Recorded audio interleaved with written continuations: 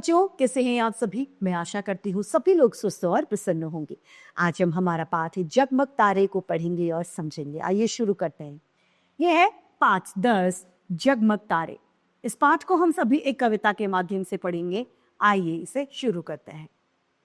माँ जब सूरज ढल जाता है, यानी जब सूर्य ढल जाता है यानी अस्त हो जाता है, छुप जाता है, अंधेरा छा जाता है। तो क्या होता है, उस समय अंधेरा हो जाता है, क्योंकि सूरज हमें क्या देता है? रोशनी। सूरज के चले जाने से रोशनी भी उसके साथ में चली जाती है। आसमान में जगमग जगमग, आसमान यानी अंबर में जगमग जगमग यानी चमकते हैं, दीवे कौन जलाता है? ये जो आसमान में चमकीले हुए दिए यानी जो तारे हैं, जो दिए के समान प्रतीत हो रहे हैं, उन दियों को कौन जलाता है? छोटा बच्चा अपनी माँ से पूछ रहा है।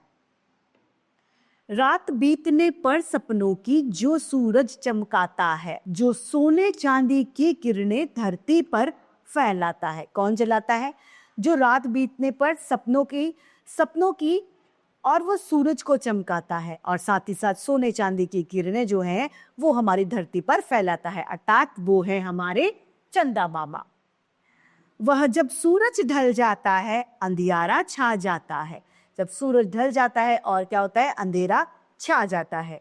आसमान में जगमग जगमग लाखों दीप जलाता है।